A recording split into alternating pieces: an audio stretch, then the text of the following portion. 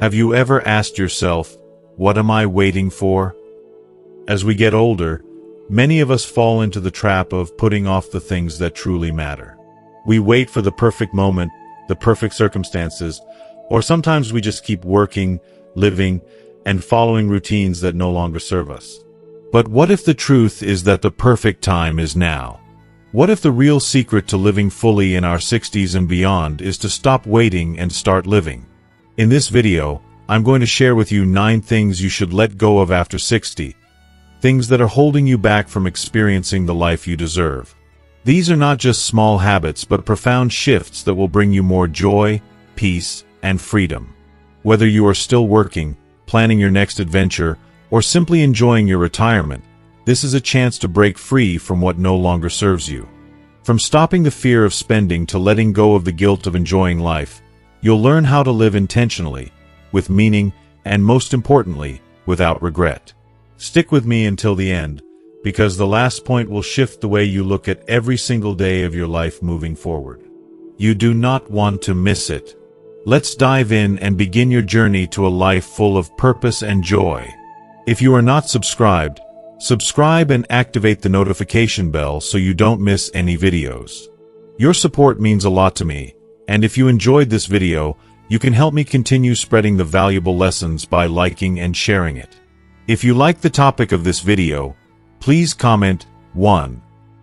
If you don't, please comment 0 to let me know how I can improve and make better videos for you. Now, let's begin. 1. Stop saving out of fear. As you reach the age of 60, it's time to make an important change in how you approach money. The first thing to let go of is saving out of fear. Now, I know this might sound unsettling at first. After all, we've all been conditioned to save. Save for a rainy day, they say. Save for retirement, they warn. Save just in case something goes wrong.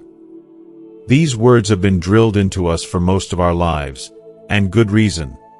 Saving has been a reliable way to secure our futures. But here's the truth that we often forget. Saving out of fear, particularly when you've already worked so hard to get to this point, can start to hold you back in the later years of life. I want you to think about that. Yes, it's important to plan for the future, but the future is not a far-off, abstract concept anymore. It's now. It's here, and it's time to ask yourself some honest questions. How much is truly enough? How long are you going to keep hoarding your resources, waiting for a future that may never look like you imagine? I've seen it over and over again. People who've saved so much, yet can't bring themselves to enjoy what they've worked so hard for. I met a man once, a retired executive, with more than $2 million in his savings account. He had no debt, his home was paid off, and he had more than enough to live a comfortable life. Sounds like success, right? But every time his wife suggested something fun, maybe a vacation or a new adventure like buying a camper for road trips, he'd freeze. He would get anxious and say, "What if something happens? What if we need that money later?" It's heartbreaking. Here's a man with everything, yet he still lived in a constant state of fear and scarcity. So I gently asked him, "What if you never use it? What if the future you've been preparing for doesn't come the way you expect?" Those words hit him hard, and I know they will hit you too, because they might already be rattling around in your mind. Listen, saving is essential, but when your basic needs are covered and you've planned well, you have to ask yourself, what is the point of all the saving if you never allow yourself to live? The money you've tucked away for so long isn't just meant to sit there and gather dust, waiting for some imaginary emergency that may never come. It is meant to support the life you've worked to create. So I urge you to release the grip of fear and open yourself to a life of joy and connection. You don't have to spend recklessly, but you also don't need to hoard every penny out of worry. You deserve to savor the moments. Take that trip, invest in experiences, buy something that brings you joy, and share meaningful memories with the ones you love.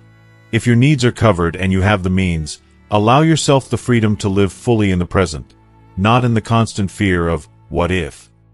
Today, I invite you to make that shift. Instead of asking, "What if I run out?" start asking yourself, "What is worth spending on while I still can?" Your time, your opportunities, your joy. These are now. Not someday, not eventually. It's time to embrace the life you've worked so hard to build. Don't wait. You've earned the right to live it. 2. Stop spending on what doesn't bring you joy. After the age of 60, it's time to reframe how we view money and the way we spend it. The second powerful step toward a more fulfilling life is this. Stop spending on things that don't bring you joy. Now that you've reached a point where you can finally treat yourself, it's vital to spend intentionally on things that truly resonate with your soul. So many of us fall into a trap of habitual spending, driven by guilt, obligation, or the need to impress. We buy because it's expected, or because it's easier than confronting the deeper voids we haven't yet acknowledged. But if we take a moment to pause and reflect, how much of what we spend brings us true happiness? Let me tell you about a conversation I had with a woman in her early 70s. She opened up about how, for years, she had spent thousands of dollars on clothes that collected dust in the closet, on gifts that felt more like obligations than offerings of love, and on gadgets that she didn't need, just because they were on sale. Yet, the memory that stood out the most was a $600 flight she took to surprise her sister on her birthday. That weekend was more valuable than any material possession she had acquired. They laughed, cried, and spent hours together sharing stories and memories. The connection they shared at that moment outweighed all the things she had spent money on over the years. This is what I mean by spending well. As you step into this new chapter of life, your money should reflect what matters most to you. Maybe it's the freedom to travel to places you've always dreamed of visiting. Maybe it's investing in your grandchildren's education to give them opportunities you never had. Maybe it's something simpler, like weekly dinners with friends or that comfortable new recliner that eases your aching back after a long day. Whatever brings you joy, spend your money on that. Let go of the things that feel heavy, that carry no meaning, and that you rushed into because of external pressure. You don't need to justify your choices to anyone. You don't owe anyone an explanation for how you decide to spend your time and money. And don't forget, joy doesn't always come with a hefty price tag. Sometimes, the most precious moments are the free ones. It's the feeling of sitting on the porch with someone you love, the warmth of sending a handwritten letter, or the serenity of walking through nature, leaving your phone behind.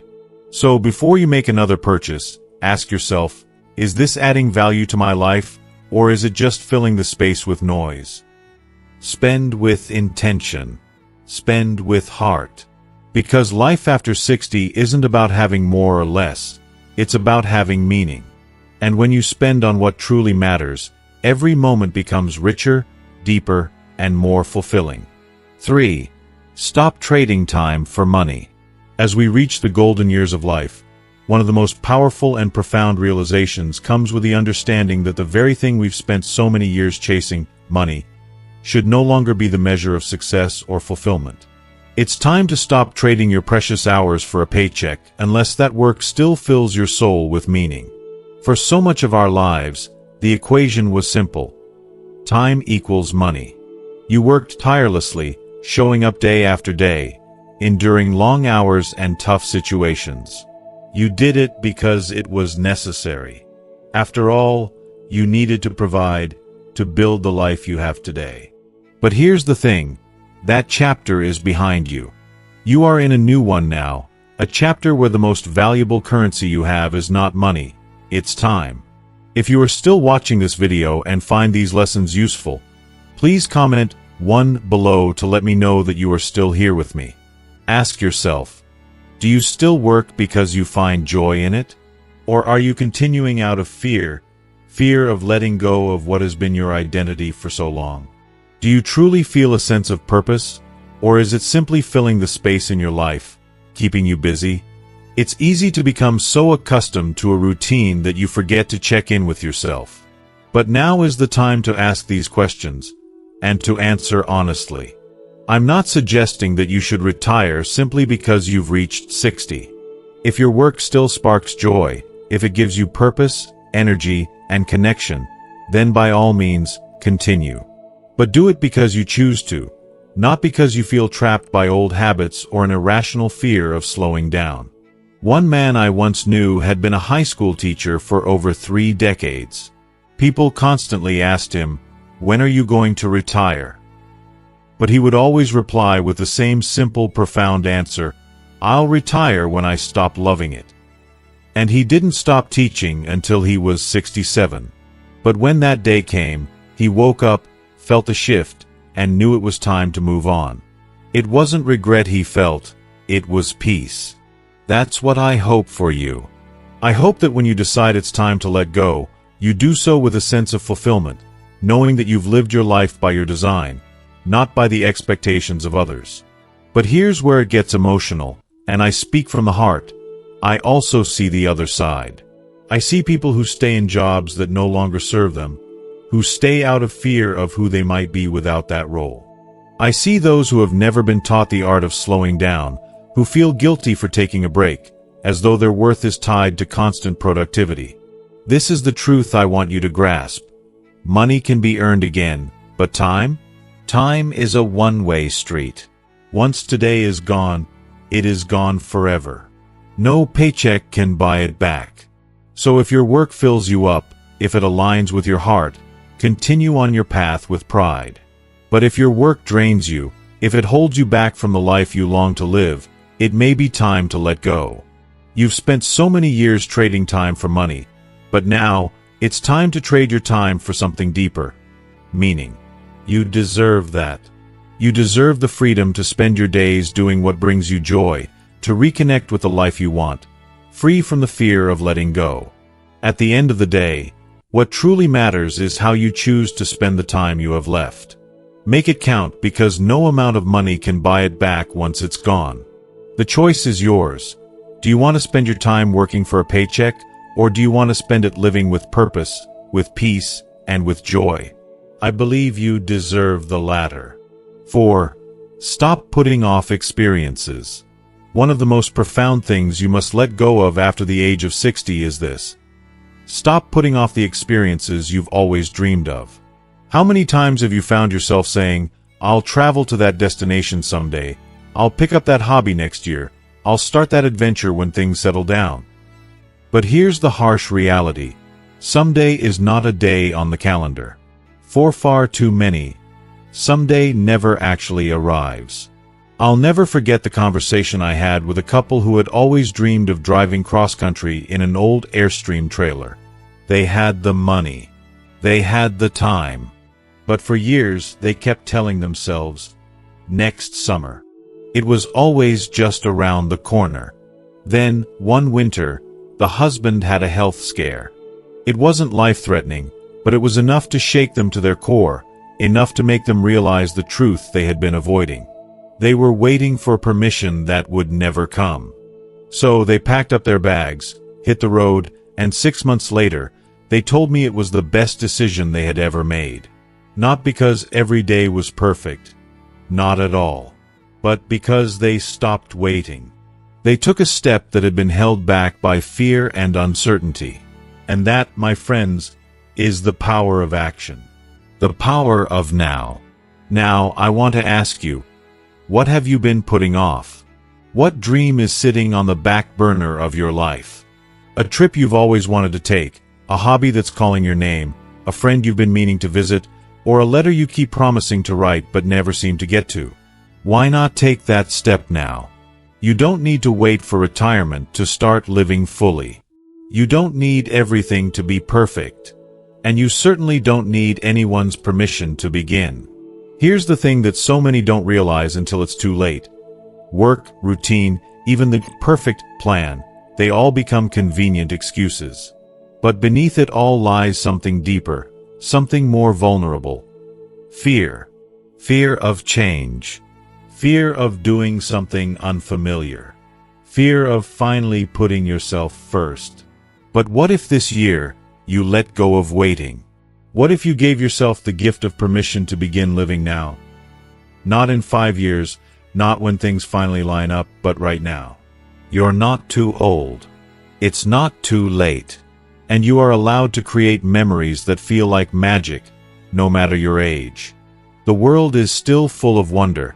It's just waiting for you to say yes. So, why wait? 5. Stop neglecting your health.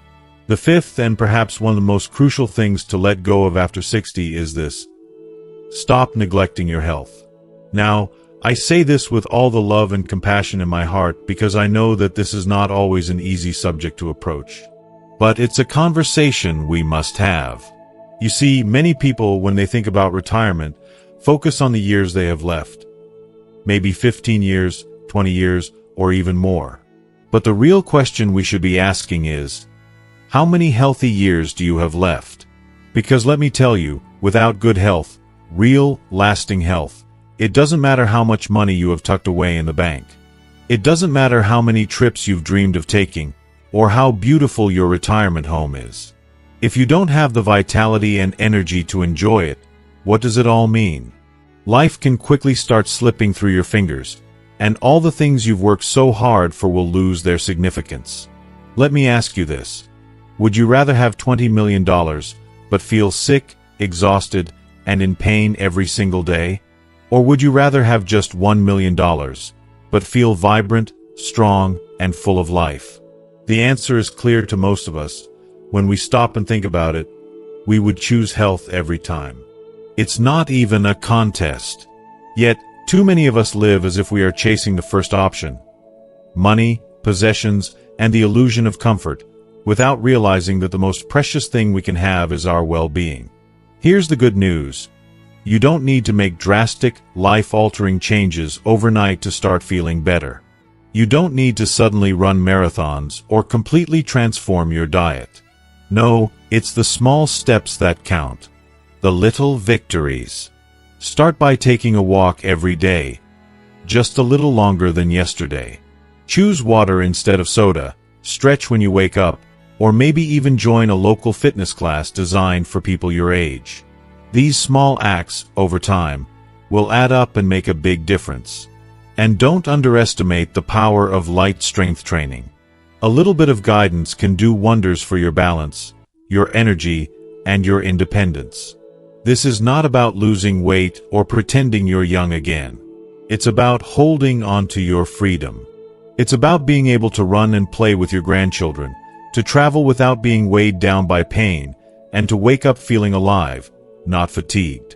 Your body is the vehicle for everything you want to do in life. Think of it as your most important asset.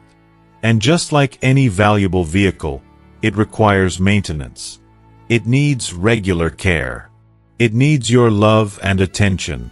So, make that doctor's appointment you've been putting off. Take that first walk around the block today. Prepare one healthy meal this week. Just one. Health isn't about perfection. It's about momentum. It's about the small, consistent actions you take that build up to something bigger and better. So, take a moment right now, this very moment, to decide to prioritize your health. Don't wait for tomorrow. The best time to start is now. Your future self will thank you for it. Trust me on that. 6. Stop worrying about what others think. As we reach the golden years of our lives, one of the most liberating lessons we can embrace is this. Stop worrying about what other people think. Let's face it, for decades, we have been molded by the expectations and opinions of others. Whether it's striving to be the perfect parent, the most dependable employee, or the friend who is always there, we've lived our lives according to rules set by society, family, or even friends. We often follow the prescribed paths, doing what is expected of us, not what we desire deep down. But here's the truth we often overlook. At some point, we must ask ourselves, who am I living for now? It's a question that may stir up fear, but it's also a question that holds the key to our true liberation. I once had a client, a woman in her mid-60s, who loved art. It was a passion she had nurtured in her heart for years. She had always dreamed of taking a painting class, but there was one thing holding her back. What would people think? She worried. What if I'm not good enough? What if they laugh at me for starting this at my age? And what did I tell her? So what if they do? If you are still watching this video and find these lessons useful, please comment 2 below to let me know that you are still here with me. She signed up for the class. And you know what? It wasn't about becoming the next famous artist. It wasn't about impressing anyone. What truly transformed her life was finally permitting herself to do something just for herself. No apologies, no need for anyone's approval, just pure joy in creating something that was uniquely hers. She freed herself from the shackles of judgment and embraced the beauty of living without regret. Here's something powerful I want you to internalize. The older we get, the more freedom we earn. Freedom from the noise, the unsolicited opinions, and the pressure to conform to what others think. When you're in your 60s or beyond, it's time to let go of the weight of expectation. Do you want to wear bold, vibrant colors? Do it. Do you want to take that solo trip and explore the world on your own terms? Go for it. And here's the most beautiful part. You don't have to feel guilty about it. You have the right to say no to family gatherings that drain you, without feeling like you're letting anyone down. This is not about being rude or selfish. It's about choosing to live authentically. When you let go of living for others, you start living for yourself. And that is the most precious gift you can give to your soul. There's a book by a hospice nurse named Bronnie Ware, where she shares the most common regrets of people at the end of their lives. Do you know what the number one regret is? I wish I had dared to live a life true to myself, not the life others expected of me. Think about that. When you live by the standards set by others for too long, you lose yourself. You fade into the background, and the life you dreamt of passes you by. So, today, release the pressure. Let go of the need to impress. Say exactly what you feel. Do what you love, and permit yourself to be seen fully, authentically, and beautifully, just as you are. There's only one person like you in this world, and it is never too late to show up for your own life. You've earned it. Let this be your time to shine. 7. Stop watching the doom and gloom. The 7th thing to let go of after the age of 60 is this. Stop watching the doom and gloom, at least not every day. Now, I know this might catch you off guard, but hear me out. I'm not suggesting you live with your head buried in the sand, pretending that the world around you doesn't exist. Staying informed is crucial, and being aware of the world is part of being a responsible and thoughtful citizen. But here's the thing. There is a world of difference between staying informed and being emotionally consumed by it. If you're spending hours each day glued to the television, regardless of which channel you choose, it's easy to start feeling like the world is teetering on the edge of disaster. All that endless stress, anxiety, and fear, it builds up. It takes a toll on your body, clouds your thinking. It slowly chips away at the precious peace you've worked so hard to maintain over the years. Now, here's something I often ask people. Have you ever heard anyone say, after watching 3 hours of cable news every night, I feel so much better about life? I haven't. But what I have heard time and time again are stories from people who told me that once they stepped away from that non-stop news cycle, their mental health improved. Their mood lifted. They found themselves feeling more hopeful, more present, more at peace with the world. You see, the majority of what you watch on the news isn't really about informing you. It's about capturing your attention. And fear is an incredibly powerful tool to do just that. Think about it. How often do we find ourselves drawn to the stories that stir up fear, outrage, or panic? The real question is, do you want to spend your precious time and energy on that? After 60, you begin to realize that your attention is one of your most valuable resources. And the beautiful thing is, you get to choose where it goes. You can choose to focus on everything that's broken, or you can choose to focus on the beauty that still exists in the world. There is still kindness. There are still good people doing good things. There's still music that fills your soul, laughter that warms your heart, and love that touches your very core. There's still so much to be grateful for, so much to cherish. So yes, stay informed. But do it in a way that nourishes your soul, not depletes it. Limit the amount of negativity you allow into your space. Turn off the television when it starts to feel like it's too much. Seek out stories that lift you. Find sources that respect your intelligence and don't just prey on your fear. And as you consume the information, ask yourself, has watching this made me take action? Has it improved my life? Or has it just made me feel more helpless and overwhelmed? Because after all the years you've lived, you've earned so much more than sitting in fear. You deserve peace. You deserve joy. You deserve to spend your time and energy on the things that matter, the things you can control, the things that will bring you the most fulfillment.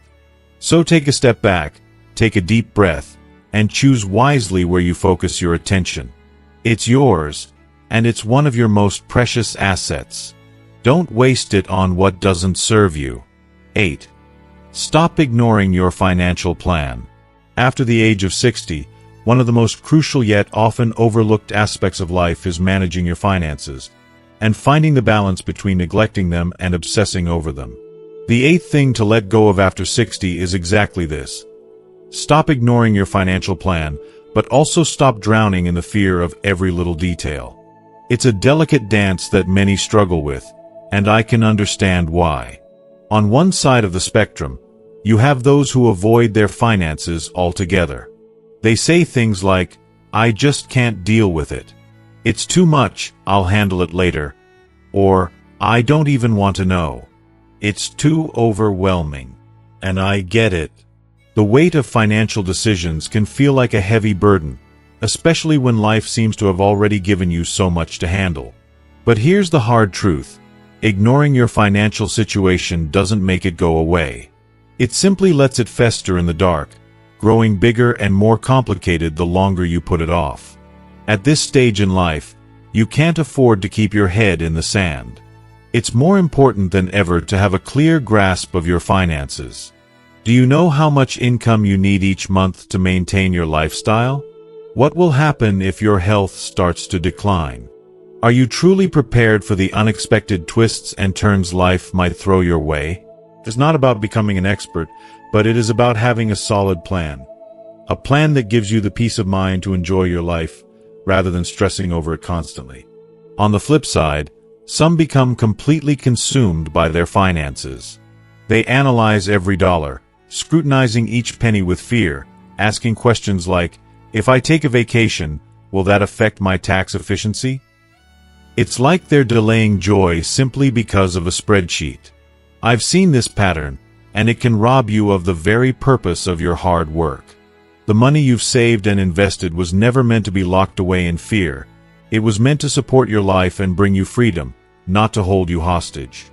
This kind of financial paralysis isn't healthy either. A solid financial plan should empower you, not paralyze you with fear. It should allow you to say yes to opportunities without the constant worry about what a few extra dollars or decisions might cost you down the road.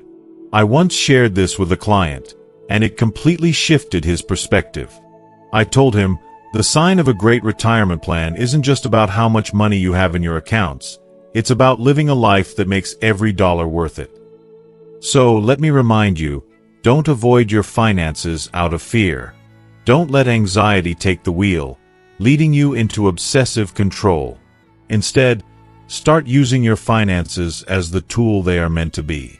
Let your money work for you, giving you the freedom to live a life that's intentional, joyful, and fulfilling. Trust your plan. Step forward with confidence and use it to build the life you've dreamed of, one decision, one moment, one beautiful memory at a time. 9. Stop living like you have forever. If you are still watching this video and find these lessons useful, please comment 3 below to let me know that you are still here with me. The 9th and final thing to let go of after the age of 60 is this. Stop living as though you have forever. I don't say this to frighten you, but rather to urge you to live more deliberately, more fully. By the time we reach our 60s, many of us have already faced the heart-wrenching reality of loss. Perhaps you've said goodbye to a parent, a sibling, a close friend, or even a beloved partner. These moments of profound sorrow leave an indelible mark on us, and as we reflect, we are faced with a truth that we often push aside. Life is not endless. Sure, we all know this intellectually. We've heard it many times, yet it's easy to ignore. Life moves so fast, and we get caught up in the grind of everyday living.